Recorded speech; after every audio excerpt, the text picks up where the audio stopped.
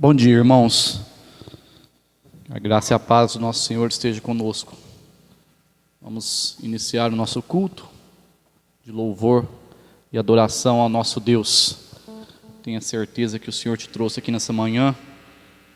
É vontade do Senhor que estivéssemos aqui hoje, louvando e agradecendo o seu santo nome. Nós tenhamos agora um momento de oração silenciosa, pedindo ao Senhor que abençoe ao nosso culto neste domingo.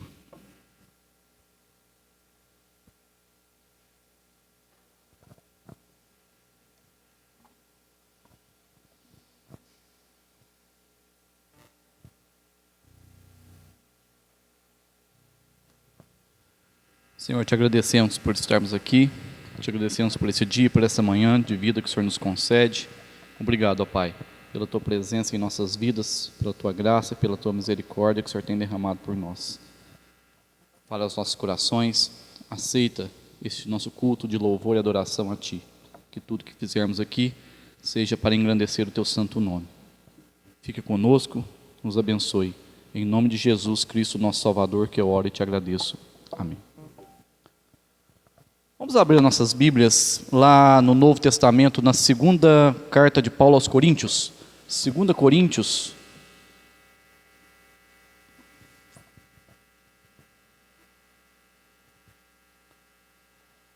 Somente 3 versículos. 2 Coríntios, o capítulo 1, os versos 3, 4 e 5. Depois da saudação da igreja, depois da saudação aos irmãos, o apóstolo Paulo começa a falar, aqui agora ele fala da gratidão de Paulo pela bondade do Senhor para com ele, para com os seus irmãos. Paulo fala assim: bendito seja o Deus e Pai de nosso Senhor Jesus Cristo, o Pai de misericórdias e Deus de toda consolação. É Ele quem nos conforta em toda a nossa tribulação, para podermos consolar os que estiverem em qualquer angústia, com a consolação com que nós mesmos somos contemplados por Deus. Porque assim como os sofrimentos de Cristo se manifestam em grande medida em nosso favor, assim também a nossa consolação transborda por meio de Cristo. Irmãos, temos passado um período difícil na nossa vida. Um período que nós nunca imaginávamos que tivéssemos passar. E nós somos gratos ao Senhor porque nós temos aonde recorrer, nós temos aonde buscar o consolo, buscar a tranquilidade, a sabedoria para enfrentar os dias difíceis que nós temos passado. Deus é a fonte de todas as bênçãos, nós sabemos disso. Deus é a fonte de todas as misericórdias. E a própria palavra do Senhor nos diz que as misericórdias do Senhor são a causa de nós não sermos consumidos. Nesse período tão difícil que nós estamos passando, eu acho que a palavra consolo hoje é muito importante. Não só para nós, que temos a graça de buscar o consolo da parte do nosso Deus, mas também para as pessoas lá fora que estão tão desesperançosas, tão tristes, tão pessimistas. Não há consolação verdadeira, profunda e eterna a não ser em Deus. E o que a palavra consolo denota? O que é a palavra consolo, especificamente aqui nesse texto do apóstolo Paulo? Consolo aqui significa ficar ao lado de uma pessoa para encorajá-la enquanto estiver suportando pesadas provas, pesadas dificuldades. Nós sabemos, irmãos, que Deus não nos livra de todo desconforto, de toda dificuldade, de toda momentos difíceis, de toda tribulação. Mas Ele nos dá a ferramenta, Ele nos dá orientação, Ele nos dá treinamento para que possamos suportar vitoriosamente os problemas da nossa vida, os momentos difíceis, as situações difíceis.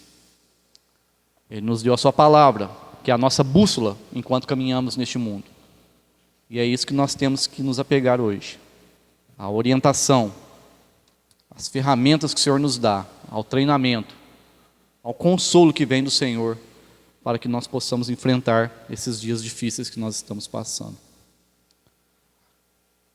Temos aqui a palavra consolo, consolação, e temos também a palavra tribulação. É Ele quem nos conforta em toda a nossa tribulação. Palavra pesada quando a gente lê.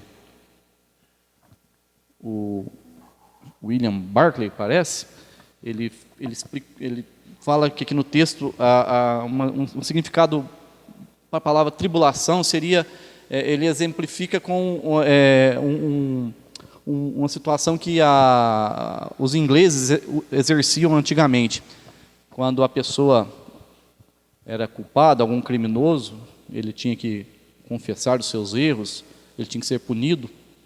Eles depositavam pesadas cargas no peito da pessoa, e aquelas pesadas cargas eram pressionadas, até esmagados, com o peso daquelas cargas.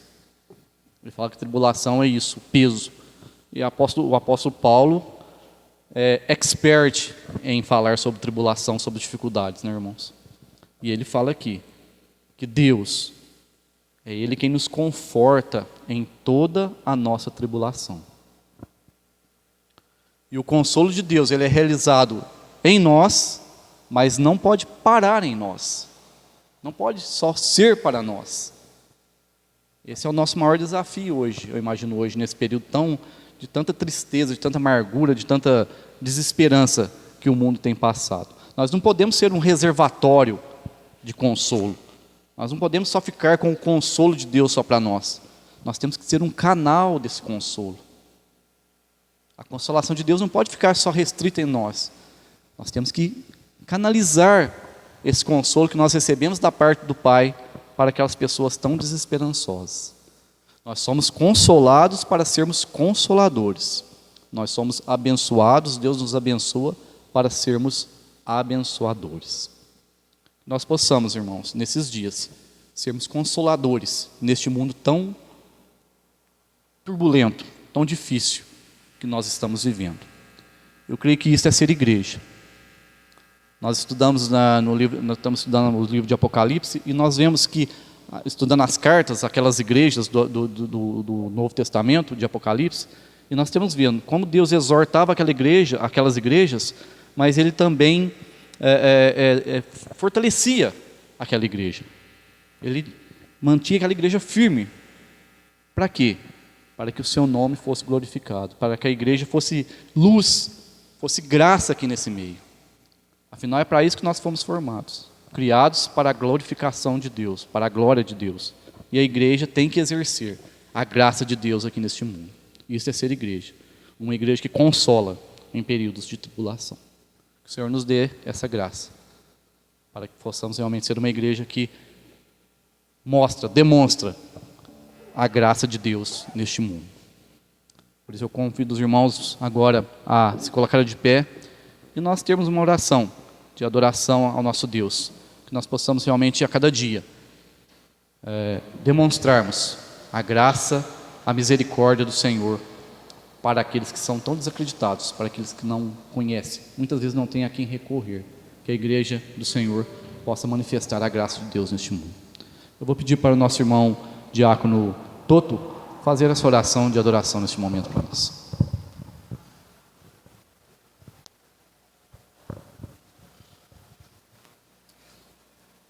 Grandioso Deus e soberano Pai, a Tua palavra diz, ó Deus, que no mundo teremos aflições, mas tem de bom ânimo, eu venci o mundo, diz o Senhor, ó Deus. Pai Santo, nós estamos vivendo aqui, Pai, o que foi dito, ó Deus. Nós estamos sobrecarregados, ó Pai. Nós temos sido afligidos, ó Deus. Pai Santo, como nós precisamos do Senhor, ó Deus. Por isso, em nome de Jesus, nos faça um canal de bênção, ó Pai. Esses, ó Pai, que estão fortalecidos, ó Deus, que eles possam, ó Pai, ajudar esses, ó Deus, que necessitam, Pai querido, de ajuda, Pai. Em nome de Jesus, o Senhor esteja nos abençoando, ó Deus, fortalecendo, Pai, a Tua igreja. O Senhor derrame da Tua graça, Pai, da Tua bênção sobre a Tua igreja, ó Deus. Em nome de Jesus, Pai. Que o Senhor nos abençoe, ó Pai, porque nós reconhecemos aqui, ó Deus, que não temos a quem clamar, a quem nos suplicar no Seu Senhor, ó Deus. O Senhor é o nosso Deus, Pai. O Senhor é o Deus de misericórdia, Pai. A Tua misericórdia se renova a cada manhã, ó Deus. E nós queremos Te louvar e Te agradecer, Pai querido, por isso. Louvado seja o Teu nome, ó Pai, pela presença de cada irmão, de cada irmã aqui, ó Deus. Que o Senhor venha falar conosco aqui nessa manhã, mudando, transformando, restaurando as nossas vidas, ó Deus. Pai Santo, em nome de Jesus, Pai, que o Senhor esteja nos ajudando, ó Pai, nessa caminhada. Que o Senhor possa, Pai querido, conduzir, dirigir as nossas vidas, ó Pai, de acordo com o Teu querer e com a Tua vontade, ó Deus. E que o Senhor nos faça submisso à Tua vontade, ó Deus, em nome de Jesus, Pai.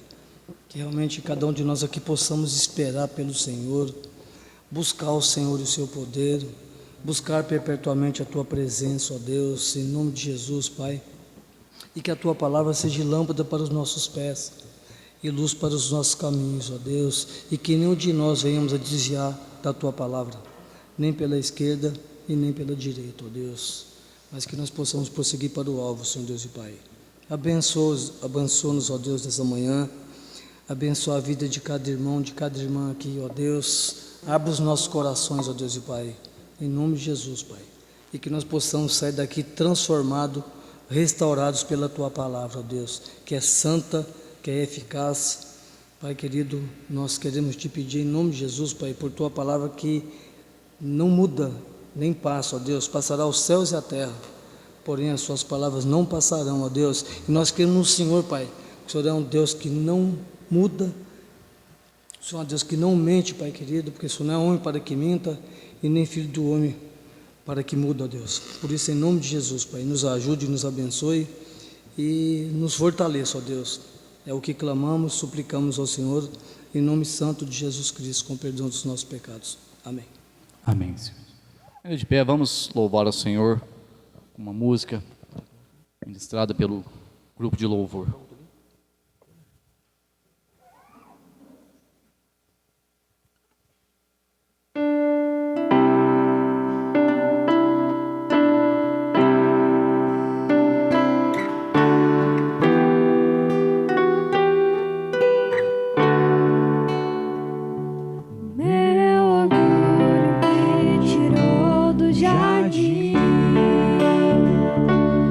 Tua humildade,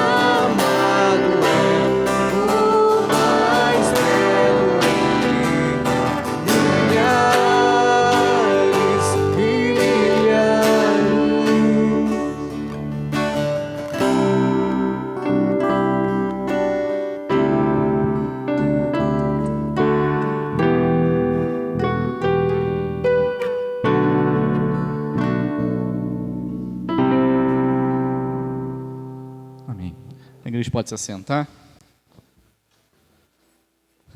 Gostaria de, mais uma vez, lermos mais uma passagem da Palavra do Senhor, ainda em 2 Coríntios, agora no capítulo 5.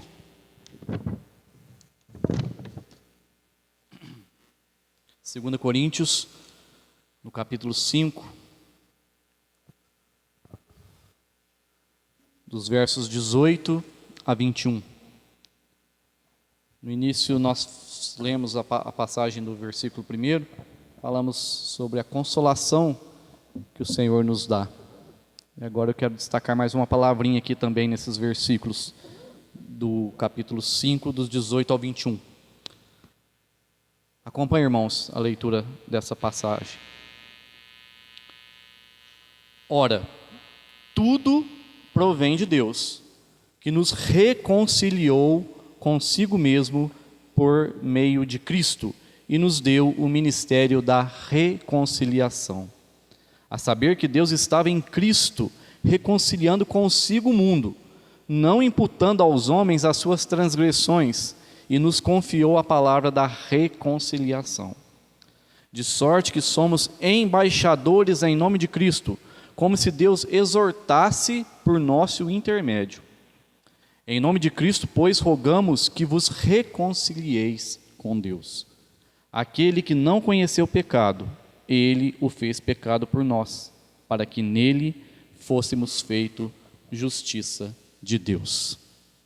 Irmãos, sabemos que pelos nossos erros, pelas nossas transgressões, nós pecamos, nossos primeiros pais pecamos, todos nós pecamos, somos pecadores. E o pecado atingiu toda a criação. Os nossos erros, as nossas transgressões divide, desintegra, separa. O pecado criou um abismo espiritual, porque ele nos separou o homem de Deus. E não só separou o homem de Deus, mas separou o homem do próximo, do seu próximo. E não somente isso, mas separou também o homem de si mesmo. A gente vê hoje que nem o homem entende ele mesmo. Tudo consequência das nossas falhas e das nossas transgressões. O homem sempre esteve e sempre está em guerra com Deus, infelizmente. Na busca da nossa independência, nós sempre estamos em guerra com Deus. O apóstolo Paulo fala aqui que nós devemos nos reconciliar com Deus. Ele nos chama a reconciliação. O que é reconciliação? Aqui no texto a gente pode entender como reconciliação mudar. É uma mudança de uma inimizade para uma amizade. Reconciliação era unir duas partes que estavam em conflitos. Isso é uma reconciliação. Mas geralmente a reconciliação ela tem que partir da parte que ofende. Vocês não concordam comigo? O homem é o ofensor, Deus é o ofendido. Deveria ser o homem buscar essa reconciliação, mas não. Deus que restaurou o relacionamento entre si mesmo e o homem. E nós temos a graça de aprender a cada dia do Evangelho, a palavra do Senhor, e nós vemos em todo o Evangelho, em nenhum momento do Evangelho é o homem buscando a Deus, mas é totalmente o contrário, é sempre Deus buscando o homem. Isso se dá por intermédio de Cristo Jesus, aquele que não conheceu o pecado, mas se tornou pecado, se fez pecado por nós, para que tivéssemos novamente a nossa reconciliação com Deus. Então somente Cristo, irmãos. Cristo é a ponte que nos liga a Deus. Cristo é a ponte que liga a terra ao céu. Ninguém, nenhum ser humano, por qualquer coisa que ele faça, que ele pense, que ele viva, nenhum ser humano pode chegar até Deus se não passar por essa ponte, que é Cristo Jesus.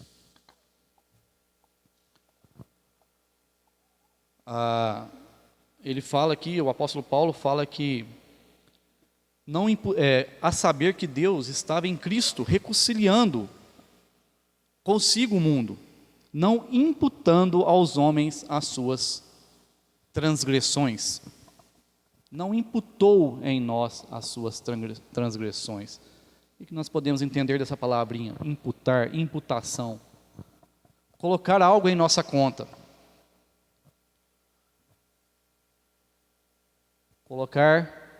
Nos cobrar pelas nossas faltas, pelo que devemos. Isso é imputar. Mas Deus não fez isso conosco. Ele não imputou em nós as nossas transgressões.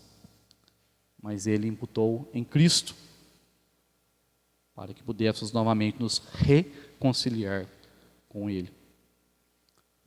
Quando Cristo disse na cruz, logo após a sua crucificação, quando Ele morre na cruz, as últimas palavras que Ele diz é: está consumado, está pago, está quitado, trazendo para a nossa expressão de hoje. Nós estamos quites com a lei e com a justiça de Deus. A gente pode entender isso como se a gente fizesse a título de ilustração, uma movimentação bancária. Se estivéssemos lá com o nosso saldo devedor, extremamente devedor, sem nenhuma condição de pagar essa dívida.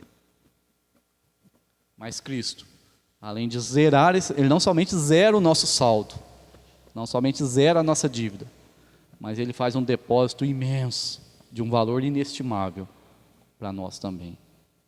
Que é podermos nos reconciliar com Deus, podermos novamente ter relacionamento com o nosso Deus.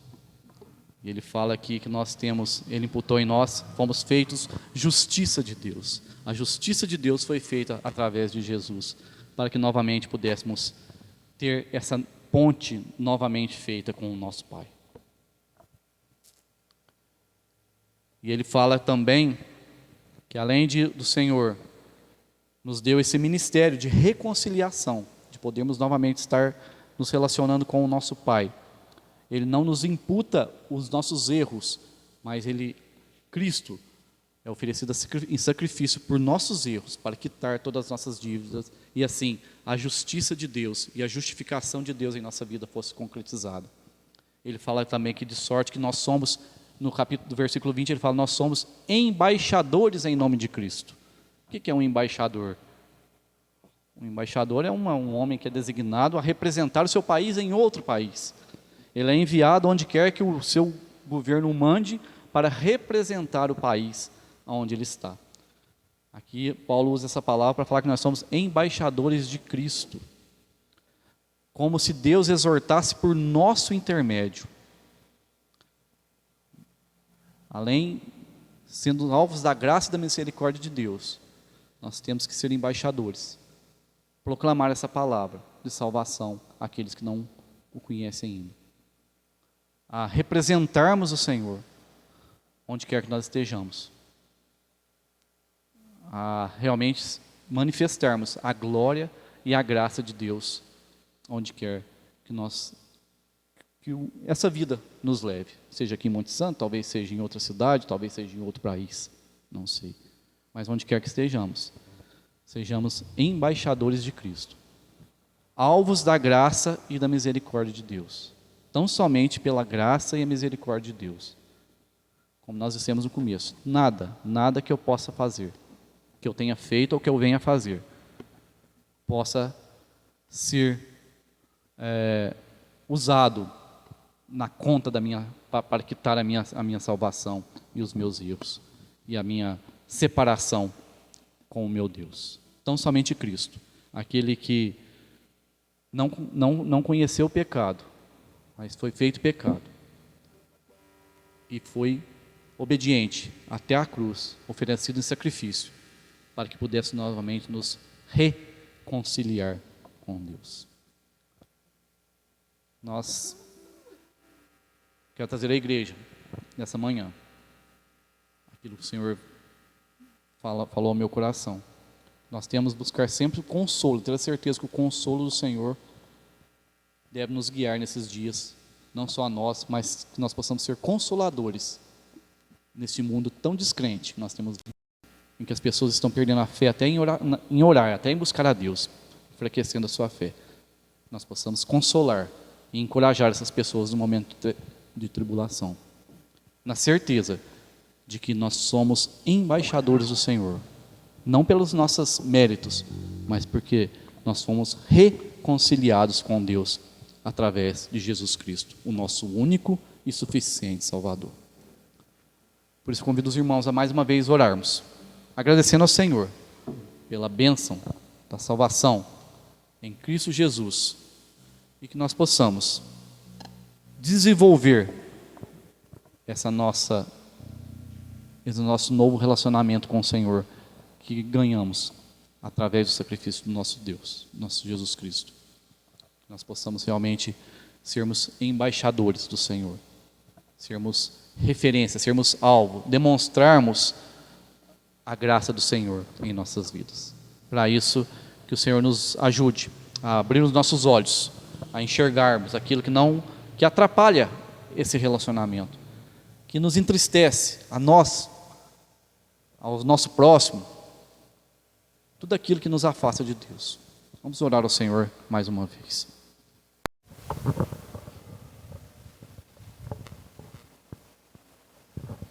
Senhor nosso Deus, nosso Pai, mais uma vez entrando na Tua presença, Senhor, eu quero Te agradecer por esta manhã tão bela que o Senhor nos deu, para podermos cultuar o Teu nome, louvar e bendizer, Senhor. Eu Te peço agora, Senhor Deus, que Tu venhas, ó Pai, olhar para nós que somos servos imperfeitos, não somos, reconhecermos que nós não merecemos a Tua graça, mas o Senhor nos deu, Senhor Deus, a Tua graça, a Tua salvação para nós, ó Pai. Eu quero Te pedir perdão, ó Pai, pelos nossos atos, pelos nossos pecados, pelas nossas fraquezas, ó Pai. Continue derramando as Tuas bênçãos sobre nossas vidas, ó Pai. Abençoa a continuação deste culto, que os Teus anjos estejam acampados em redor de cada irmão aqui presente, que nós possamos sentir a Tua presença cada dia mais nas nossas vidas. Em nome de Jesus que eu Te peço, Te agradeço, com perdão dos nossos pecados. Amém. Amém. Vamos nos colocar de pé mais uma vez e termos mais um momento de louvor agora, entoando mais um cântico juntamente com o nosso Ministério de Louvor. Enquanto nós cantamos este cântico, você que trouxe os seus dízimos e as suas ofertas, poderão fazê-lo neste momento. Vamos louvar ao Senhor com mais essa canção.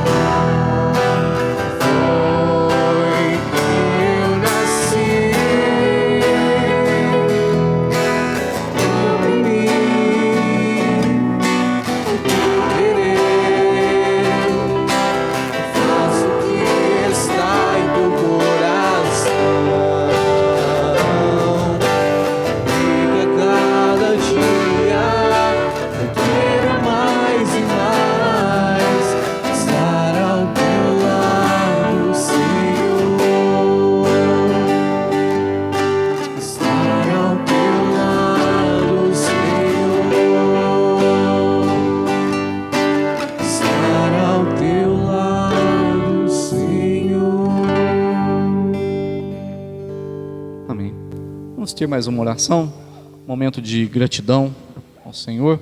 Pedir para a nossa irmã Mari, poderia fazer essa oração, agradecendo ao Senhor pelas bênçãos que Ele tem nos dado, pelo sustento, pelo cuidado e pela graça despendida em nossas vidas a cada dia.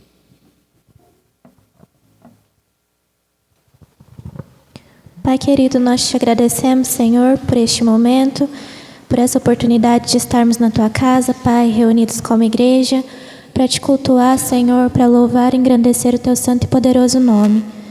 Nós te pedimos, ó Deus, para que o Senhor fale aos nossos corações nessa manhã, Pai, para que o Senhor use a boca do Teu servo para ministrar aos nossos corações, Senhor. E nós te agradecemos, Pai, por tudo que o Senhor tem feito em nossas vidas, Pai. Nós te agradecemos pelo sustento, Senhor, e pela oportunidade também de dizimar aqui na Tua casa, Pai.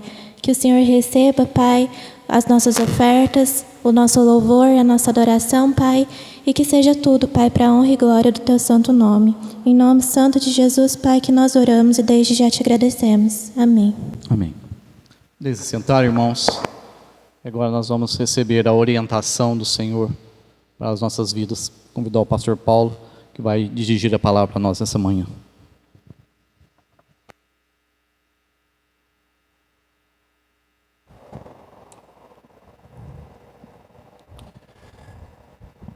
Irmãos queridos, bom dia.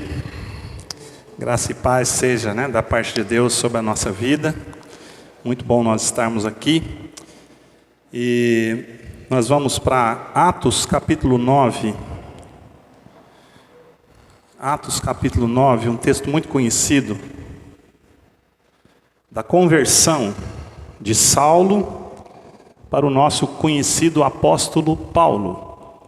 Atos capítulo 9, eu vou fazer a leitura do 1 até o 22, peço que os irmãos acompanhem.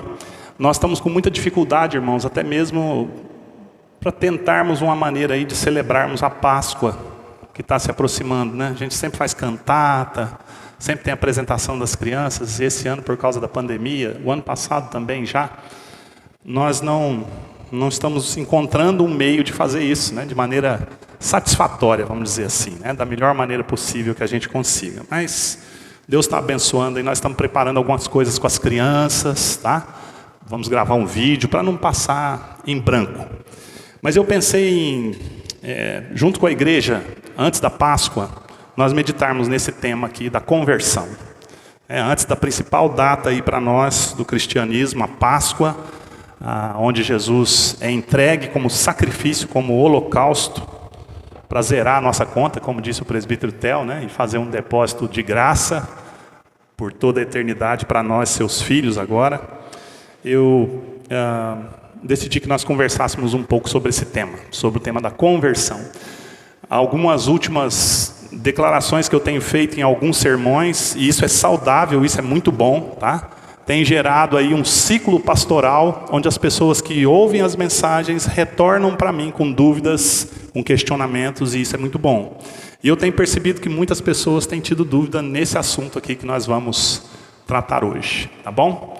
Então, Atos capítulo 9, preparando o nosso coração, a nossa vida aí para os dias da Páscoa, e também para tirarmos algumas dúvidas. Claro que o tema, queridos, pelo tempo que eu tenho, durante essas celebrações de pandemia, o tempo é muito insuficiente para eu trazer todas as coisas, e eu nem tenho a pretensão de fazer isso. De maneira que se você ficar ainda com alguma dúvida, ou tiver algum outro questionamento, durante a semana, terças e quartas pela manhã eu estou aqui no gabinete pastoral, mas também o meu WhatsApp, meu telefone, a minha casa, a gente está sempre à disposição aí. Não fique com dúvidas, nós somos chamados a desenvolver a nossa salvação, crescer no conhecimento da graça de Deus. Atos 9, do 1 ao 22, a palavra de Deus nos diz assim: Saulo, respirando ainda ameaças e morte contra os discípulos do Senhor, dirigiu-se ao sumo sacerdote e lhe pediu cartas para as sinagogas de Damasco, a fim de que, caso achasse alguns que eram do caminho, assim homens como mulheres, os levasse presos para Jerusalém. Seguindo ele estrada fora, ao aproximar-se de Damasco, subitamente uma luz do céu brilhou ao seu redor. E caindo por terra, ouviu uma voz que lhe dizia: Saulo, Saulo, por que me persegues? Ele perguntou: quem és tu, Senhor? E a resposta foi: eu sou Jesus, a quem tu persegues. Mas levanta-te e entra na cidade, onde te dirão o que te convém fazer. Os seus companheiros de viagem pararam emudecidos, ouvindo a voz, não vendo, contudo, ninguém. Então se levantou Saulo da terra e, abrindo os olhos, nada podia ver. E guiando-o pela mão, levaram-no para Damasco. Esteve 3 dias sem ver, durante os quais nada comeu, nem bebeu. Ora, havia em Damasco um discípulo chamado Ananias, e disse-lhe o Senhor numa visão: Ananias. Ao que respondeu: eis-me aqui, Senhor. Então o Senhor lhe ordenou: dispõe-te, e vai à rua que se chama Direita, e na casa de Judas procura por Saulo, apelidado de Tarso, pois ele está orando. E viu entrar um homem chamado Ananias, e impor-lhe as mãos, para que recuperasse a vista. Ananias, porém, respondeu: Senhor, de muitos tenho ouvido a respeito desse homem, quantos males tem feito aos teus santos em Jerusalém. E para que trouxe a autorização dos principais sacerdotes para prender a todos os que invocam o teu nome. Mas o Senhor lhe disse: vai, porque este é para mim um instrumento escolhido para levar o meu nome perante os gentios e reis, bem como perante os filhos de Israel. Pois eu lhe mostrarei quanto lhe importa sofrer pelo meu nome. Então Ananias foi, e entrando na casa, impôs sobre ele as mãos, dizendo: Saulo, irmão, o Senhor me enviou, a saber, o próprio Jesus que te apareceu no caminho por onde vinhas, para que recuperes a vista e fique cheio do Espírito Santo. Imediatamente lhe caíram dos olhos como que umas escamas, e tornou a ver. A seguir, levantou-se e foi batizado. E depois de ter se alimentado, sentiu-se fortalecido. E então permaneceu em Damasco alguns dias com os discípulos. E logo pregava nas sinagogas a Jesus, afirmando que este é o Filho de Deus. Ora, todos os que o viam estavam atônitos e diziam: não é este o que exterminava em Jerusalém os que invocavam o nome de Jesus? E para que veio precisamente com o fim de os levar amarrados aos principais sacerdotes? Saulo, porém, mais e mais se fortalecia e confundia os judeus que moravam em Damasco, demonstrando que Jesus é o Cristo. Somente até aí. Vamos orar pela iluminação de Deus sobre nós. Vou pedir para você deixar a Bíblia aberta. Como eu disse, esse assunto é denso, é vasto, mas é extremamente importante. E eu vou pedir a sua atenção aí redobrada nesse momento. E nós vamos orar também pela iluminação da parte de Deus para nós e sobre nós. Deus, tua palavra foi lida dentro da minha limitação, da limitação de cada um de nós que estamos aqui, Senhor. Nós vamos agora conversar sobre ela, explaná-la e tirar dela, ó Deus, lições e ensinamentos para a nossa vida, de acordo com aquilo, Senhor, que a nossa fé preceitua, Pai. Ajude-nos, Deus. Ajude, Senhor, a cada um de nós, para que a tua palavra brilhe sobre o nosso coração, que ela esteja acima da nossa mente, para que ela seja a verdade eterna para cada um de nós nessa manhã e para aqueles que hão de assistir também esse vídeo, Senhor. Que o teu Espírito, Pai, desde já eu peço, complemente, Senhor, abra portas de oportunidade para que aquilo que ficar, ó Deus, de maneira débil ou não explicada, para que isso seja completado, ó Deus, na vida desses que ouvem e que vierem a ouvir, Senhor, para que nada fique, ó Deus, da beleza da tua graça, ao vir nos buscar, se encontrar conosco nos nossos caminhos tortuosos, nas nossas vidas de trevas, ó Pai, e nos resgatar com a tua poderosa mão. Que a nossa conversão e que esse tema que nós vamos conversar nessa manhã exalte o teu nome, Senhor, porque nós nada somos, nada temos, não merecemos, ó Deus, o teu amor e a tua graça, mas o Senhor nos remiu, o Senhor nos salvou, o Senhor endireitou as nossas veredas e nos propôs um caminho de vida, vida em abundância, Senhor, e vida por toda a eternidade. Obrigado, Jesus. Obrigado, Senhor, porque um dia o Senhor olhou para cada um de nós aqui nessa manhã, em amor, em graça, e estendeu para nós as tuas mãos. Obrigado, Senhor. Fale conosco. Nós oramos em nome de Jesus. Amém. Queridos, esse texto, então, ele conta a história da conversão do apóstolo Paulo. É a história de conversão mais famosa, vamos dizer assim, ou mais conhecida, pelo menos, narrada na Escritura. Lucas, que escreveu o livro de Atos, depois de ter aí pesquisado, né? Lucas era um escritor, mas era um pesquisador também, que andou inclusive com Paulo, nós vemos isso no livro de Atos. Ele vai trazer 3 retratos importantes aí, de pessoas usadas por Deus para levar o evangelho também aos não-judeus. Israel se enganou, nós vimos isso no último sermão, né? No último sermão aí, que eu disse e conversei com a igreja um pouco sobre a quem é que Jesus ou a quem é que Deus tem ajudado até aqui, né? Ele tem ajudado aqueles que creem. Eu frisei isso no sermão.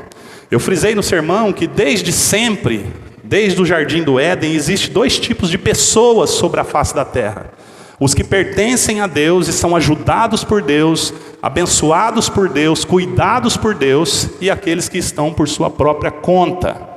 E esses que estão por sua própria conta, eu não estou dizendo que Deus não cuide deles, queridos, tá? A Bíblia diz que Deus manda o sol e a chuva sobre justos e injustos, Deus dá comida para eles, Deus abençoa o casamento deles, Deus dá saúde aos filhos deles. Eu não estou dizendo em momento algum, e não disse, que Deus não cuida da sua criação.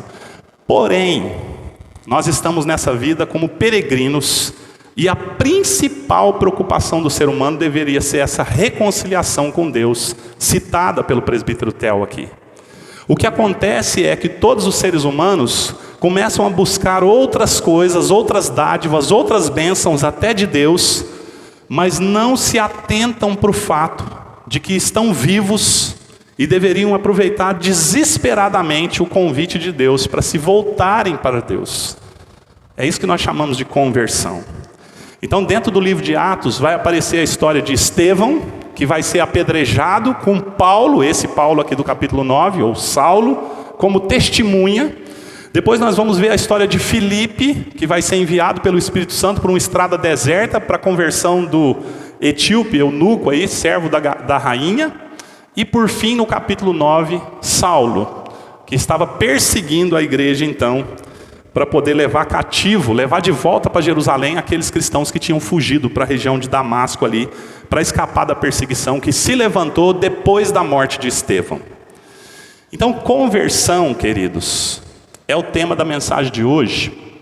Mas conversão, além de ser o início da caminhada cristã, o início da vida cristã, é o tema mais urgente e necessário em todos os dias que Deus dá para a raça humana, ou em todos os dias que Deus dá de vida para alguém. E deixa eu explicar por que você deveria se preocupar muito com esse tema, e eu também, e todos nós. Hoje, milhões, provavelmente, de pessoas vão se deitar, ou vão encerrar o seu dia, com o peso de ainda serem inimigos de Deus, de ainda estarem devendo para Deus, afrontando Deus com a sua rebeldia, com o seu pecado. Essas pessoas vão encerrar o seu dia sem se preocupar com o assunto conversão, que significa nada mais do que estar indo para distante de Deus e ser virado e retornar para o caminho para junto de Deus. Mas além dessas pessoas que vão desperdiçar o dia, ou desperdiçar a chance de ouvirem o convite, né, amoroso, porque se você olhar para o texto aqui de Atos 9, Jesus diz que Paulo está perseguindo a ele, mas Jesus o encaminha para a conversão. O convite de Deus, ele é sempre amoroso. O convite de Deus para a humanidade, para você e para mim, é sempre: meu filho, ouça a minha voz, meu filho, deixa eu endireitar os seus caminhos, meu filho, deixa eu dirigir a sua vida. Mas os seres humanos não querem ouvir esse convite. Além desses milhões de pessoas que vão para a cama aí, né, ou encerrar o seu dia, correndo o risco de não terem uma nova chance de receberem um novo convite, o mais assustador é saber que milhares de pessoas vão morrer e vão passar a eternidade no inferno, debaixo da ira e da justiça de Deus, de maneira justa. Porque nem nós que somos falhos aceitamos o fato do mundo ser como é. Nós que somos pecadores nos revoltamos com as injustiças que são feitas. Nós que somos pecadores, nós nos angustiamos com as maldades que são cometidas. Nós ansiamos por dias melhores, por um mundo melhor. Nós sabemos que algo está errado, querido. Todas as pessoas sabem que algo está errado. Mas só o cristão sabe que foi Jesus que veio consertar essas coisas que estão erradas. Só o cristão compreende que é sobrenatural, espiritual a conversão, porque Deus coloca nas pessoas um novo coração, que deseja não mais as coisas que o mundo aplaude, as coisas que o mundo incentiva, e abandona todas essas coisas e começa a buscar o próprio Deus como fonte de satisfação. Talvez, para ficar mais sério ainda aquilo que eu quero dizer para a igreja, pessoas aqui hoje podem morrer sem terem se convertido ao Senhor, apesar de estarem aqui há muito tempo ou de estarem aqui há pouco tempo. Não há, queridos, possibilidade de salvação sem conversão. Quem não se converte ao Senhor não é salvo.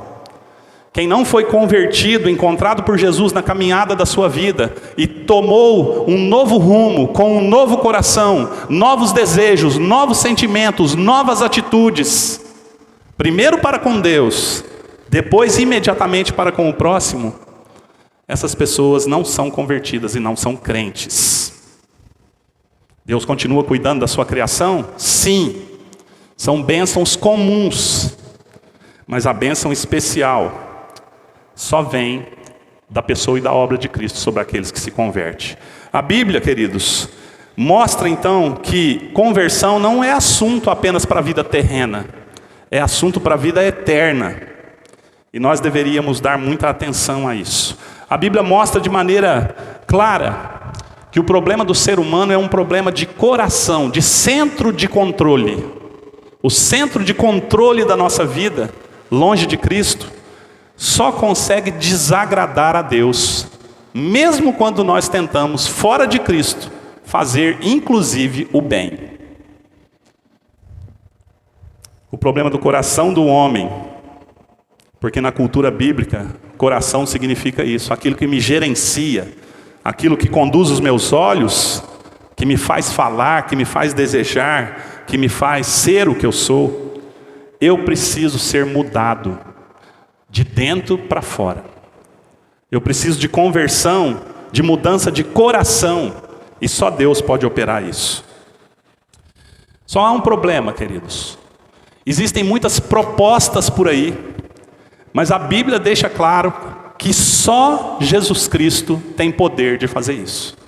Só Jesus Cristo tem poder de transformar corações, de converter pessoas. E aí isso vai se tornar mais perigoso ainda, porque muitas palavras de engano, muitas palavras de redirecionamento, muitas palavras religiosas vão propor a você e a mim conquistarmos a salvação, vão propor a você e a mim nos tornarmos melhores para obter o favor de Deus. Sendo que a Bíblia diz que foi preciso o próprio Deus se encarnar, cumprir a lei por nós, subir, ou ser pregado numa cruz, morrer, ressuscitar ao terceiro dia e completar a obra subindo aos céus para que a redenção fosse alcançada. Embora os homens se preocupem com todas as coisas que eu disse para vocês, a maldade no mundo, a injustiça, o pecado, as mazelas do pecado, as consequências do pecado, um coração não convertido não consegue, não pode Ele é impedido espiritualmente e sobrenaturalmente. Quem não está com o Espírito Santo é carnal, não consegue processar coisas espirituais. E essa rebelião, essa inimizade com Deus leva essas pessoas a buscarem muitas outras coisas e a buscarem até a divindade de determinadas maneiras, mas não é capaz de afastar o antigo coração. Não é capaz de destruir ou de aniquilar o velho homem. E essas pessoas, se preocupando com os males do pecado, preferem ter medo de Deus, culpa diante de Deus, como Adão, que fugiu da presença de Deus num outro sermão que nós vimos recentemente, tentando se esconder de Deus, mas não abrem mão, não se dobram, não se rendem para louvar e adorar a Deus, ao invés de temê-lo ou ter medo dele e se esconder dele. Só o convertido, encontrado por Jesus no caminho, deixa para trás o medo, deixa para trás a culpa e começa um novo caminho, com um novo coração, onde Deus agora passa a ser o objeto de adoração dele e de louvor dele. Isso é conversão. Mas sabe qual é o problema? Que aquele que não é convertido não vai aceitar isso e não vai acontecer isso com ele. Porque se Deus é Deus, e Ele é, o não convertido pensa da seguinte maneira: se Deus é Deus, e se Deus for Deus, eu não posso ser. Eu não posso ser o meu próprio Deus se Deus é Deus. Eu não posso ter o meu próprio desejo, a minha própria vontade, as minhas próprias decisões, as minhas próprias atitudes. Então eu não posso aceitar Deus na minha vida. E de maneira condenada, as pessoas não convertidas vão continuar nesse estado de rebelião, vão continuar tentando arrumar outras saídas para conquistarem o favor de Deus ou de outros deuses que seja, mas vão continuar no estado de rebelião. E é por isso que nós deveríamos nos preocupar com o assunto conversão. Quando nós ouvíssemos a voz de Deus em determinado momento da nossa história, nós não deveríamos ou não poderíamos endurecer o nosso coração. Para sair do estado de rebelião, então, Jesus foi enviado. E o próprio nome de Jesus, Jesus, o Cristo, determina da parte de Deus de que não há salvação sem ser em Jesus Cristo. Por isso, por causa desse nome, Jesus é o ungido, o escolhido de Deus que salva. Não há outro. A Bíblia deixa claro. Nenhuma outra religião, nenhum outro ser humano, tendo sido santo ou não, nenhum outro ritual. Não existe reencarnação. Não há outra chance. Todas essas religiões mentem, porque a Bíblia é para nós a palavra da verdade. E sendo a Bíblia a palavra da verdade, Jesus o único Salvador, talvez você se espante com isso que eu vou dizer para você agora. Número 1, ter uma religião não salva ninguém.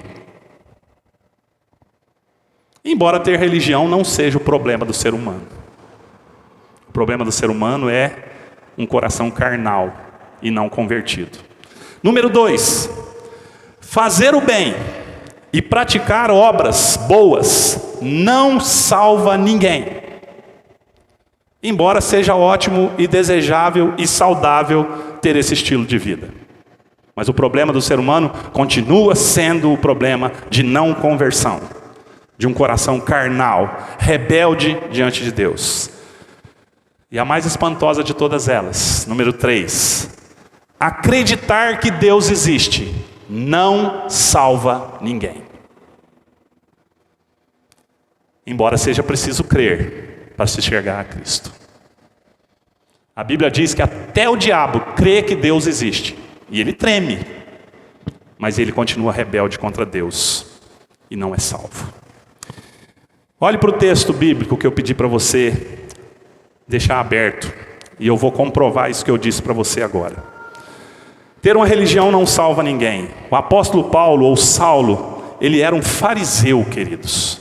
Ele sabia tudo sobre religião. Ele sabia tudo o que era possível sobre Bíblia. Ele era um excelente religioso, um cumpridor da lei, ele se esforçava, mas ele não era salvo, porque religião não salva.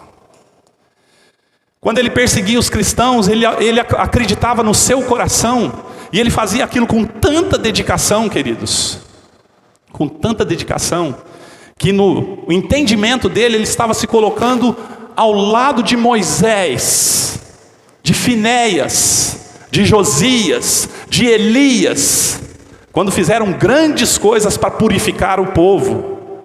Na mente de Paulo era isso que ele estava fazendo, era muito bom.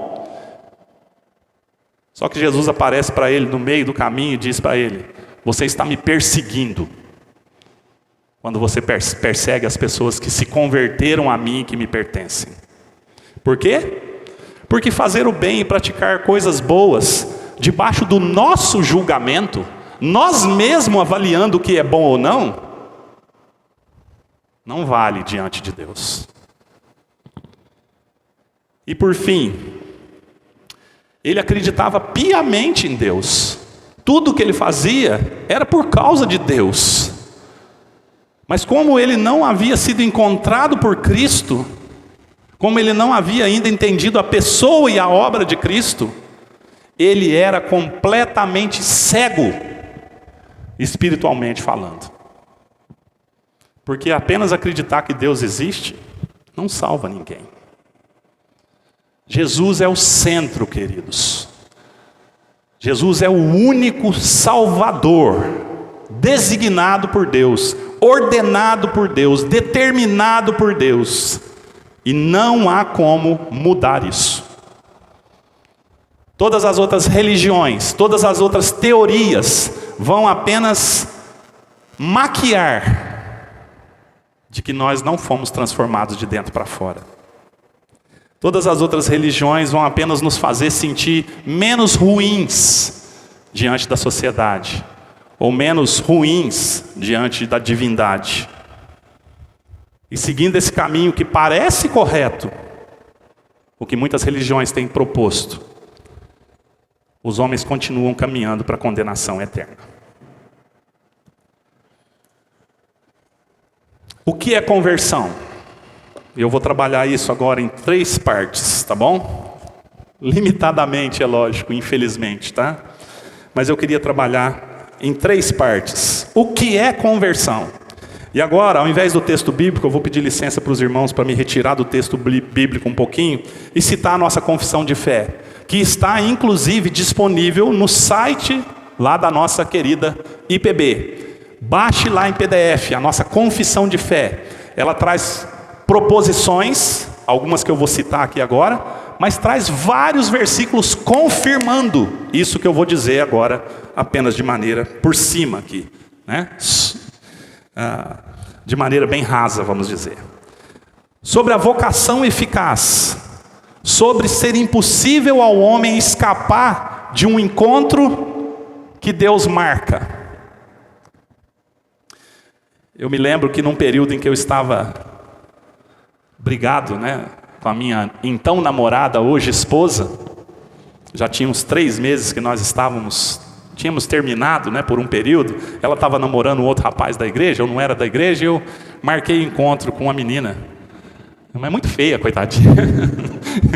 Bom, eu parecia o Zé Corubu, né, do desenho do Pica-Pau, então eu não posso reclamar muito da menina ser feia, mas ela era feia, e eu me arrependi de ter marcado esse encontro, e eu não fui ao encontro.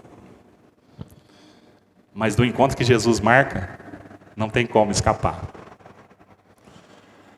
Esse Saulo, ele sai de Damasco, e a expressão que é usada ali no texto, respirando ameaças, Lucas coloca essa expressão de propósito, para nos lembrar daqueles cavalos de batalha. Sabe aqueles cavalos na guerra que estão bufando, esperando para ir para o campo de batalha?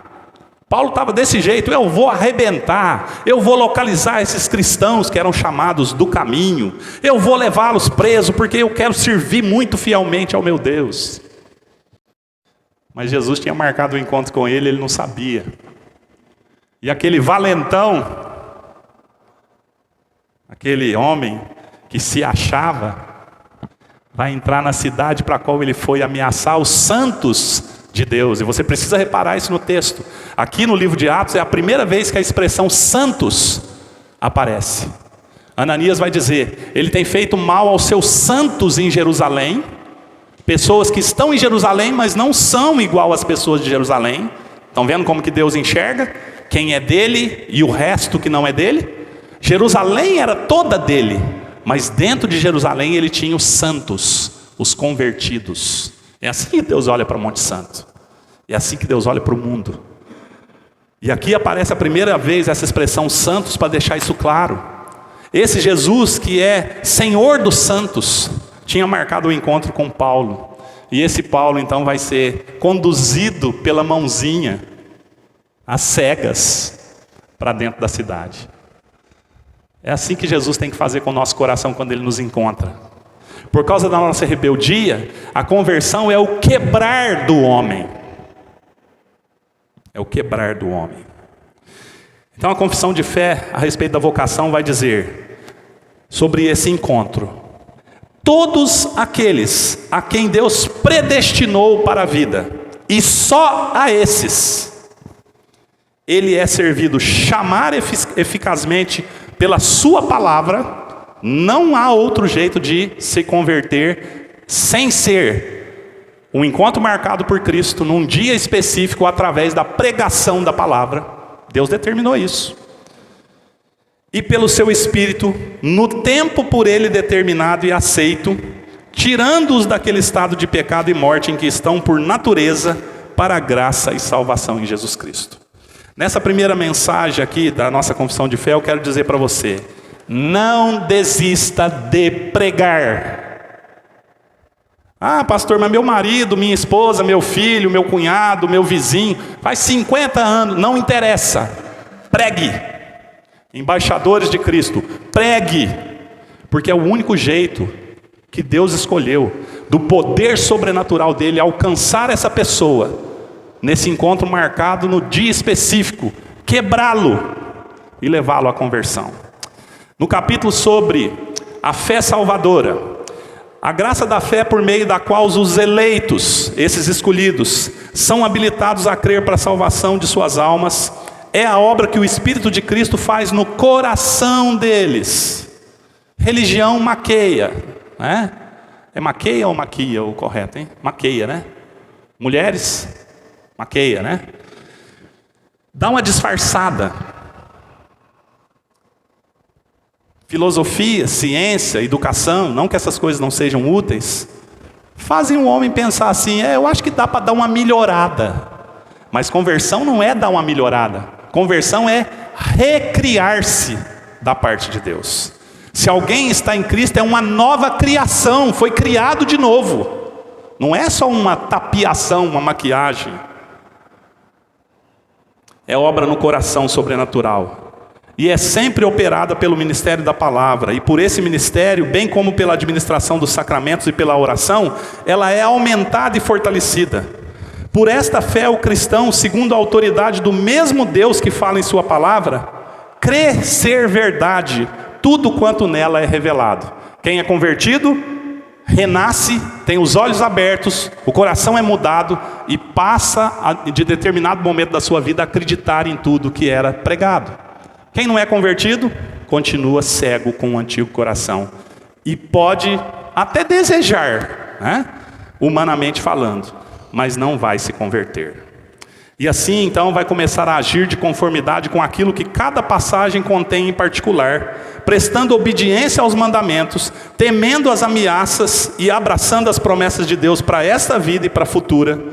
Porém, os principais atos da fé salvadora são então aceitar e receber Cristo e descansar só nele para justificação, santificação e vida eterna, e isto em virtude do pacto da graça. Traduzindo para você, depois você pode reler isso aqui lá.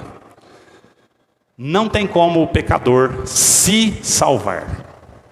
Não tem como o rebelde contra Deus prestar atenção que está ofendendo a Deus com a própria respiração e vida dele. E não tem como ele nem se preparar para ser salvo. De maneira que aquele que é convertido e salvo deve ser grato a Deus, adorá-lo e louvá-lo, tendo entendido isso aqui, por toda a eternidade. E é por isso que conversão é uma mudança geral de vida. Não apenas frequentar a igreja, não apenas dar dízimo, não apenas pregar ou cantar ou tocar no louvor. Lembre-se de Judas Iscariotes. Passou 3 anos com Jesus ouvindo os melhores ensinamentos. Fez milagres junto com os outros discípulos. Mas não era crente. Não era convertido. Como tudo é de Deus, Deus pode usar quem Ele quiser. Mas salvação e conversão é obra sobrenatural de Deus. Além da confissão de fé, alguns versículos para afirmar isso que eu estou dizendo. João 3,3: em verdade vos digo e asseguro, que se alguém não nascer de novo, não pode ver o reino de Deus. 2 Coríntios 5,17: assim, se alguém está em Cristo, em outras coisas não vale, é só em Cristo, nova criatura é. As coisas velhas já passaram, velho homem, velho desejo, velhos caminhos, velhas atitudes, eis que tudo se fez novo. João 1,12: mas a todos quanto receberam, só os que receberam, aos que creem no seu nome, deu-lhes o poder sobrenatural e espiritual que só Deus pode operar, de se tornarem não mais apenas criaturas e criação de Deus, mas de se tornarem filhos de Deus, os quais não nasceram do sangue, nem da vontade humana da carne, nem da vontade do ser humano, mas de Deus. Isso é conversão. Isso é conversão. Obra sobrenatural de Deus, soberana de Deus. Paulo cai por terra, ele escuta uma voz, ele vê uma luz e a vida dele muda. E os companheiros de viagem dele? Por que com eles não? Por que só com Paulo? Por que só com você e comigo? Por que não com algumas pessoas que às vezes até nós amamos, e muito, e choramos por elas? E como eu já disse, não desista de pregar, tá? Porque é a obra de Deus, e Ele sabe os que são dele. E Ele escolheu alguns para salvação, e não escolheu outros para salvação. Isso é conversão, queridos.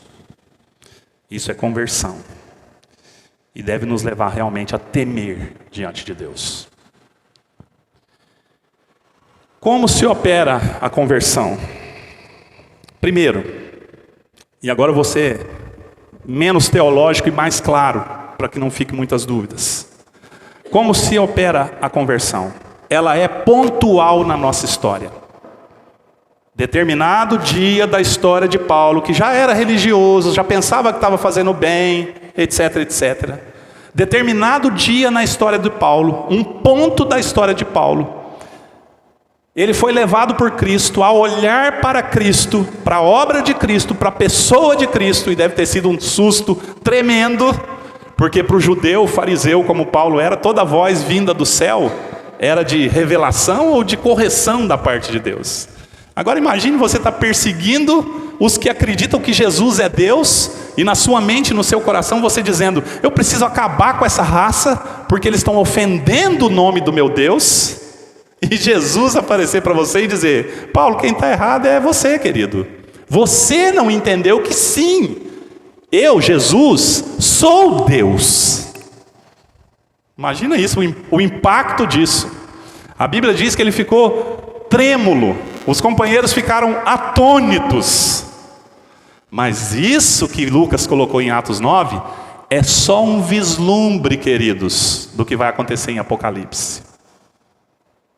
Em Apocalipse diz que os poderosos desse mundo, aqueles que acham que mandam e desmandam, que fazem e vivem da maneira que querem, quando esse Jesus aqui romper os céus, A Bíblia diz que esses poderosos vão dizer: montanhas, caiam sobre nós, nos esmaguem, mas nos escondam da ira do Cordeiro. Infelizmente, vai ser só quando não der mais tempo que os não convertidos vão ver a quem é que afrontaram durante a sua vida. Mas a nós, os salvos, os santos, separados para Deus, não perfeitos, tá? Santos significa separados para Deus. Nós recebemos graça, amor, cuidado, perdão, misericórdia, favor, bênção, vida eterna. Um dia na sua vida, querido, se isso ainda não aconteceu, precisa acontecer. Preste atenção, você não precisa se lembrar da data, tá? Tem gente que nasceu na igreja, está na igreja até hoje. Ah, pastor, eu não me lembro de um dia em que eu fiz isso. Não, eu não estou dizendo que você precisa se lembrar do dia. Da minha conversão eu me lembro do dia. Já até testemunhei aqui para os irmãos no meio de um sermão. Você não precisa se lembrar do dia. O que eu quero dizer que ela é pontual é porque em algum momento da sua vida você precisa olhar para a cruz, como dizia o Billy Graham. Você precisa olhar para a cruz e entender e aceitar, ser quebrado diante de Cristo e da sua obra e da sua pessoa, e aceitar que só Deus elege, afastar do seu coração aquela ideia assim: é claro que Deus tem que me escolher, eu sou tão bom, sou tão bonitinho. Não, miserável pecador que eu sou. Eu só sou salvo porque Deus me escolheu, porque senão já era. Você precisa olhar para a cruz e entender que Deus elege, Ele é quem salva. Você precisa olhar para a cruz e afastar do seu coração todo sentimento, ou todo entendimento, ou todo pensamento de mérito, de que você merece alguma coisa ou eu, porque nós não merecemos. Nós não ajudamos Deus a nos salvar. Deus, olha como eu já estou bonzinho, olha como eu tenho melhorado, agora eu acho que o Senhor já consegue me salvar. Não foi isso que aconteceu. Foi pago, tetelestai, está consumado. Deus em Cristo fez a obra. Afaste do seu coração, em determinado ponto da sua história, essa ideia de que você está ajudando Deus no seu chamado. Deus nos renasce, nos regenera, nos faz nascer de novo. Ele põe em nós o Espírito Santo para testemunhar no nosso coração: sim, você é meu filho agora, embora não mereça. E Ele nos leva à santificação, à mudança de caminho total, até chegarmos diante dEle nos céus. É tudo dEle, é tudo por Ele, é tudo para Ele. Salvação por graça significa graça. Se isso não aconteceu em algum momento da sua história ainda, queridos, preste atenção. Eu não estou dizendo que você tem que vir à frente. Vocês podem ver que eu não faço apelo. Eu não sou discípulo do Finney, tá? Que era um pastor presbiteriano que ajudou a inventar esse negócio de apelo. Porque apelo é emocional. Eu posso terminar um sermão desse aqui, você ficar com medo, eu faço o apelo, você vem à frente, faz uma oração, entrega o seu coração para Jesus, aceita Jesus e não entende nada do que eu estou dizendo. Que se Cristo não olhar para você e não marcar um encontro com você, você está perdido. Em algum momento da minha história, da sua história, nós temos que olhar para a cruz, simbolicamente falando, e entender e aceitar tudo isso aqui, e nos quebrarmos diante de Deus. Por que eu estou dizendo isso? Porque embora você não precise lembrar quando isso aconteceu, existe sim o risco de você pensar assim: bom, meu antepassado era da igreja, então agora eu venho à igreja, então eu já me converti. Talvez não. Você precisa ter compreendido essas coisas assim como Paulo compreendeu. Naquele momento ali: Senhor, quem és? Eu sou Jesus a quem você persegue. Mas além de ser pontual na nossa história, de certa maneira, essa conversão, ela vai continuar, tá? Ela começa em um ponto, mas ela passa a ser aquilo que nós chamamos de santificação contínua, ou conversão contínua, como alguns têm dito. E ela vai mudar a vida do crente. Quero chamar um detalhe seu dentro do texto para ficar de ilustração. Paulo está há 3 dias sem comer, orando, Quando Ananias chega e ora sobre ele, impõe a mão sobre ele, ele fica cheio do Espírito Santo. O que ele faz primeiro? Segundo o texto, e Lucas põe isso de propósito.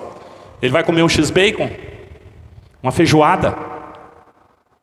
Ele vai ser batizado primeiro.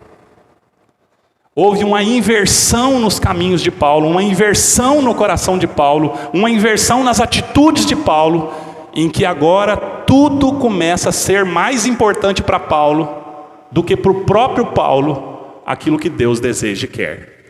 A minha pergunta para você é assim para você? Você vive, e isso é você que tem que fazer a análise, tá? Você vive para buscar primeiro o que Deus quer, o que agrada a Deus, e você vive para se afastar das coisas que Deus odeia, e não praticar as coisas que Deus odeia? Porque o que nós temos visto nos nossos dias, são as igrejas abaixando tanto o nível, para poder ter membro, para poder alcançar membros, que os crentes que estão nessas igrejas, vivem como se fossem demônios. Não há mudança de vida, não há mudança de atitude, não há mudança de coração. Estão se enganando. A conversão começa num ponto, mas leva o convertido adiante. Continue olhando para o texto. Depois que se alimenta, fica uns dias com os discípulos, imediatamente o que Paulo está fazendo? Pregando de maneira correta, o que ele até matava, para provar que era certo, sendo errado. O perseguidor não importa mais de morrer como perseguido, junto com os seus irmãos agora. Ananias chama Paulo de irmão. Isso deve ter sido impactante para Paulo. Aquele que estava se escondendo, sendo perseguido, chega para orar por ele e diz: Saulo, irmão. E agora Paulo dá valor em sofrer por Cristo. Mas o que a gente tem visto hoje?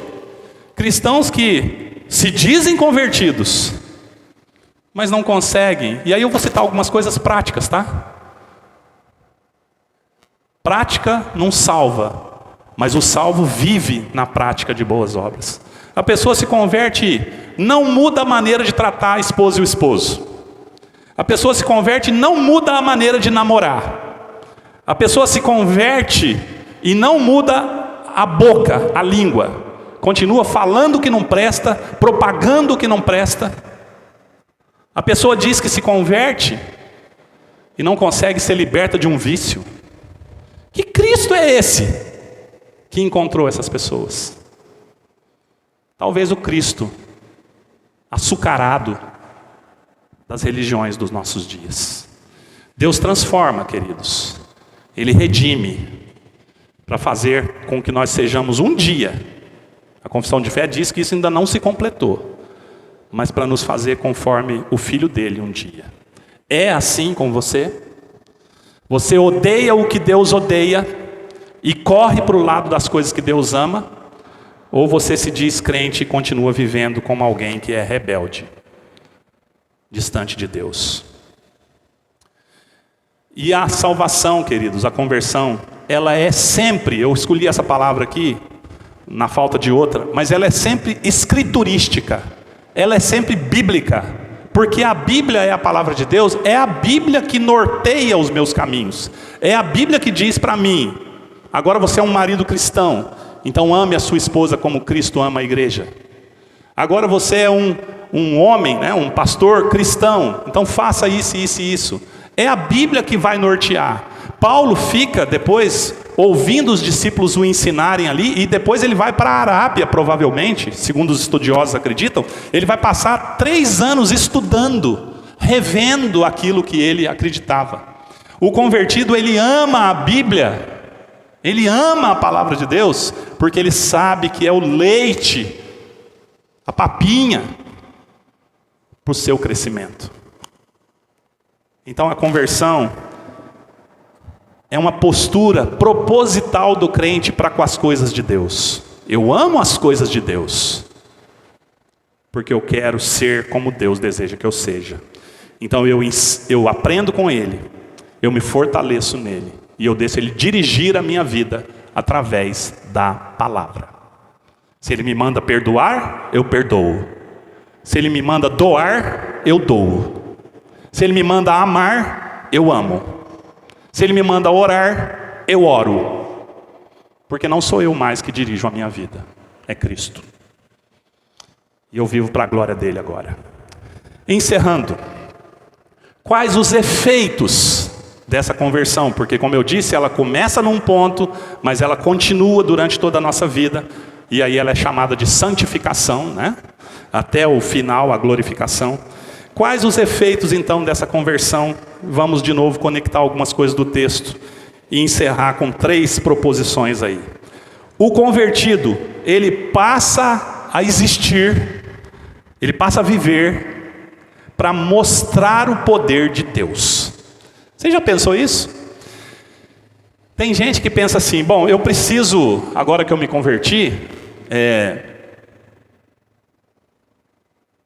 ser bonzinho, para o pastor ficar alegre, para o conselho da igreja não pegar do meu pé, para os meus amigos de faculdade não falaram, ué, você não é crente? Perceberam que todas as preocupações ainda continuam em mim? Perceberam? Ainda sou eu, meu Deus. E é por isso que a gente tem que tomar cuidado com essas conversões mirabolantes de internet. Fulano se converteu. Aí você vai ouvir o testemunho do cara, ele só fala sobre ele. Ah, eu era muito ruim, mas agora eu sou bom. Eu era muito difícil de converter, porque eu sou um cara especial. Jesus teve que fazer muita força para me converter. Percebam, está tudo na pessoa ainda. Louvado seja o meu nome. Não. O convertido passa a existir e a viver para mostrar o poder de Deus. Aproveitando das coisas práticas que eu citei. Eu não busco mais amar a minha esposa como Cristo amou a igreja, para os maridos da igreja olharem e dizerem, olha como o pastor é bonzinho, bom marido. Não, eu busco amar a minha esposa agora que eu sou convertido, como Cristo ama a igreja, para que as pessoas olhem, vejam e digam, puxa vida, como esse Deus é poderoso. É isso que agrada a Deus. Testemunho é isso. Testemunho não é contar o que Deus fez comigo, me exibindo. Testemunho é as pessoas olharem e dizerem, uau, que Deus é esse? Que Deus maravilhoso. Transformou uma porcaria dessa, um miserável desse, ou está transformando, melhor dizendo, porque é contínuo, em alguém totalmente diferente. Quando isso acontece, nós passamos a viver então transformados para mostrar o poder de Deus, testemunhar o poder de Deus, renascidos do Espírito. Imediatamente nós vamos amar mais do que Deus ama, e isso vai refletir imediatamente no nosso próximo. Por que Paulo se coloca ao lado do que eles perseguiam, aqueles que ele perseguia? Para demonstrar agora que a vida deles é preciosa para ele. E ele não se importa, inclusive, de morrer por eles. Viram a mudança? Isso é o poder de Deus em você e em mim. Deixa eu contar uma ilustração aqui do Paul Washer, para ficar mais claro ainda para você entender isso. Tratando desse tema, o Paul Washer diz que um pastor de determinada cidade foi procurado por algumas pessoas da igreja que disseram, pastor, o senhor está falhando no seu programa de visitação. E o pastor disse, ok, o que eu preciso melhorar? E essas pessoas da igreja disseram, aqui na rua de baixo da igreja tem uma pessoa que faz 5 anos que não vem na igreja, mas ele era da igreja, né? Nisso na visão das pessoas que não entendem o que é conversão. Ele era da igreja, pastor, o senhor precisa ir lá conversar com ele para ele voltar. Como se isso fosse possível aos homens. Mas o pastor vai. E o pastor chega lá e conversando com essa pessoa diz, olha, fulano, vi falar que faz 5 anos que você não vai à igreja. Alguém que ama as coisas de Deus, que se converteu, precisa estar com as pessoas que amam a Deus e amar as coisas de Deus. E ele diz, realmente pastor, eu preciso mudar e ir à igreja. Olha, aproveitando a visita, eu fiquei sabendo também que você não tem sido fiel à sua esposa. O Senhor, Jesus, que morreu por nós, a Bíblia diz que Ele deseja que nós mudemos as nossas atitudes com as pessoas, amemos, sejamos fiéis. E ele diz, realmente pastor, eu preciso começar a ser fiel à minha esposa. Falar, mas aproveitando mais ainda a visita, eu ouvi falar que você também anda se embriagando, que você não tem controle sobre a bebida, que você anda dando um péssimo exemplo para as crianças do bairro, inclusive, e aquela pessoa diz, sim, pastor, realmente, eu preciso abandonar esse vício e eu preciso voltar para a igreja. E aí conversa mais algumas coisas e encerra a visita. E no domingo à noite, aquela pessoa entra na igreja. E as pessoas que procuraram o pastor vão falar com ele depois do culto e dizem: viu, pastor? Uma ovelha voltou para o aprisco. Um filho pródigo voltou para casa. E o pastor diz: não, o que vocês viram entrar foi um bode, ou uma ovelha em pele de lobo. Sabe por que Paul Washer conta essa ilustração? Porque aquele cidadão não mudou em nada. Ele só está demonstrando externamente para agradar outros, ou até para as pessoas pararem de perturbá-lo, aquilo que elas queriam ver. Isso não é conversão. Não adianta essa pessoa vir à igreja depois de 5 anos e dizer assim: oxe, tem que largar da bebida, né? Fazer o quê? Senão o pastor vai começar a vir aqui todo dia me visitar. Vou ter que parar de trair minha esposa, porque senão a pessoa da igreja vai ficar sabendo e... Perceberam? Não há amor nenhum para com Deus, não há amor nenhum para com o próximo, não há amor nenhum para com as coisas de Deus. É casca. Não é conversão. Conversão faz a pessoa amar tudo que é de Deus primeiro, amar o que Deus ama e odiar o que Deus odeia. Quando o convertido peca, ele chora. Ele não fica abraçado, dançando com o pecado, se lambuzando no pecado, para aí quando uma consequência vem, ele vir com aquela cara de arrependido. Quanto tempo faz que você está no pecado, meu filho? Esse pecado que está te machucando agora, trazendo as consequências sobre a sua vida? Pastor, faz 1 ano. 1 ano! 1 ano praticando coisas que Deus odeia e abomina. E se acha convertido? Ananias ora para Paulo ser cheio do Espírito, para que Paulo, você e eu, os convertidos, assim que nós fizermos algo errado, que desagrada a Deus, assim que nós fizermos, o Espírito diga para nós: arrependa-se, meu filho. Esse pecado pode ser até muito bonitinho e prazeroso, mas vai te levar para o inferno e para a morte. Também, o crente passa a existir para exaltar a glória de Deus. Dirigido pela vontade expressa de Deus na Escritura, ele começa a obedecer não para os outros verem, mas ele começa a obedecer para que Deus seja exaltado. Eu não me esforço para tentar ser um bom cristão, porque eu sou pastor, porque eu sou presbiteriano, porque minha mulher veio de família crente, porque meus filhos precisam de bom exemplo. Não, essas coisas até cabem na minha vida, mas eu me esforço para ser um bom cristão na operosidade do Espírito Santo através dos ensinos da Bíblia, porque eu fui criado para a glória de Deus. Você também. E é sobre isso que você e eu, individualmente, não em combo, individualmente nós vamos prestar conta disso. O que nós fizemos durante a vida nesse corpo, que trouxe glória para Deus, galardões para nós, desonra para Deus, disciplina para nós. O crente passa a existir para exaltar a glória de Deus, sendo submisso à sua palavra. Como dizia um antigo pregador, a conversão tira o cristão do mundo, mas a continuidade dessa conversão ou a santificação vai tirando o mundo do cristão.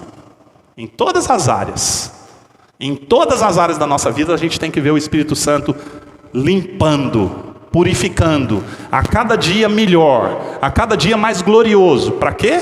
Para que Deus seja glorificado. Sem santificação, diz Hebreus, ninguém verá o Senhor.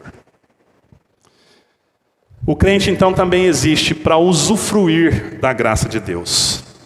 Nós somos insuficientes e incapazes para essas coisas que eu estou dizendo. Isso é milagre sobrenatural da parte de Deus. E Ele não vai nos deixar sozinhos no nosso restante de caminhada. Nós vamos ser então, usufruindo dessa graça, o convertido, sustentado pela presença constante de Deus, fortalecido na alma pelo Espírito Santo de Deus, conduzidos ao louvor e à adoração em toda a circunstância da nossa vida, porque a graça de Deus será conosco. Por isso que Martinho Lutero, quando se converteu, e entendendo tudo isso, tem uma frase dele que diz assim: não sei para onde estou indo, Lembre-se, né? Ele foi perseguido pela Igreja Católica Romana, tinha que ficar se escondendo, mudando de nome, fugindo, protegido por reis por príncipes para não ser morto, né? E Martinho Lutero dizia: não sei para onde eu estou indo, mas eu conheço bem o meu guia. O cristão, então, ele passa a usufruir dessa graça de Deus. Não importa mais o que as pessoas pensam de mim, antes do que Deus pensa de mim. Não importa mais o que as pessoas querem que eu seja ou eu faça, antes do que Deus quer que eu seja ou faça. Não importa mais o que aconteça comigo, porque assim que eu fechar os olhos para essa vida, imediatamente eu serei recebido por aquele que mais me amou nos dias da minha vida. O Evangelho, queridos, infelizmente, como tem sido pregado, é apenas para esse mundo. Mas o verdadeiro Evangelho não é desse mundo, e nem apenas para esse mundo. Ele nos torna em alguém de Deus, vivendo num mundo caído, é verdade, num mundo pecaminoso, mas ainda num mundo de Deus. O crente sabe que todas as coisas serão restauradas em Cristo um dia. Não apenas os nossos corpos, mas toda a criação. O crente é alguém que estava indo para Damasco cometer o mal e foi redirecionado por Cristo para Nova Jerusalém. Que Deus abençoe você. Que você, como eu disse, pense seriamente nessas coisas. Eu não sei até quando Deus vai insistir com alguns. Eu não sei até quando alguns vão continuar se enganando, pensando que podem enganar Deus, comprar Deus com presentinhos, comprar Deus com a sua influência. Como Paulo vai buscar aquelas cartas na mão do sumo sacerdote, porque o sumo sacerdote era muita coisa. Tantas pessoas deixando passar o tempo precioso para se converterem, olhando apenas para as coisas desse mundo. E se tem uma coisa que eu disse já há uns sermões atrás, que essa pandemia fez de bom, foi nos relembrar da morte. Porque tinha muita gente vivendo como se nunca fosse morrer. E a pandemia trouxe esse choque de realidade, de que sim, nós podemos partir daqui a qualquer momento. E não é por causa da pandemia. A gente sempre está sujeito a isso. E se nós partirmos dessa vida, sem termos sido encontrados por Jesus, e sem termos nos quebrantado diante dele, em arrependimento, chorando pelos nossos pecados, não como tem feito por aí muitos pregadores com aquele apelo, né? Ah, dá uma chance para Jesus, ele é tão legal, tão bonzinho, né? Dá a vida para ele, tadinho de Jesus. Isso é abominável. Nós, pecadores, quando nós entendemos isso aqui, apesar de eu ter explicado bem rapidamente, bem superficialmente, mas quando nós entendemos isso aqui, nós deveríamos chorar em arrependimento diante de Deus, para ver se talvez Cristo, na sua infinita graça, olhasse para alguém tão mau, perverso, vaidoso, como nós. Que Deus nos dê essa graça, queridos, de convertidos a Ele, sermos purificados dia a dia, como testemunho do poder de Deus, da glória de Deus, da graça de Deus, diante dos homens. Para que os salvos se alegrem com a salvação de Deus na nossa vida. E aqueles que continuarem escolhendo viver rebeldes diante de Deus, para que eles temam diante do Cordeiro. E que nos salvos e nos condenados, assim como vai ser, e a Bíblia diz que vai, que o nome do nosso Deus seja sempre engrandecido e adorado. Vamos colocar de pé para nós encerrarmos o nosso culto. E agradecermos a Deus, queridos. Às vezes quando eu trato desse tema, eu olho para a minha vida e eu falo assim: puxa vida, Puxa vida. Como salmista, né? Sabendo quem eu sou, sabendo da minha história, sabendo da minha ficha corrida, sabendo de quem eu ainda tenho potencial para ser, o que eu vou oferecer para esse Deus pelos benefícios dele para comigo? E sabe qual que é a resposta? Nada. A graça, a pessoa, a obra, o amor de Jesus não deixa nada para o homem, a não ser estender as mãos vazias em direção a Ele e dizer: Senhor, eu sei que eu não mereço, mas eu recebo, eu aceito. Transforma o meu coração, refaz a minha vida, salva-me, Senhor.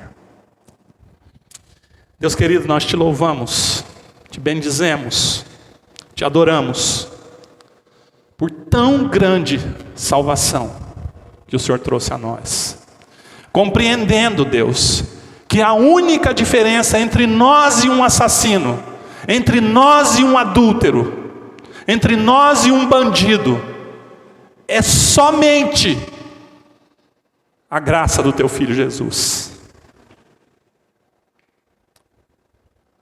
Faz a nossa vida, Senhor, ser para proclamação e testemunho de quão grande Deus Tu és, de quão grande e amoroso o Senhor é, e de quão grande Salvador o Senhor é.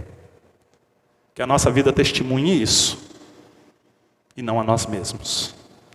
É a nossa oração, em nome de Jesus. Por Tua graça, agora, o nosso Senhor e o nosso Redentor. Amém.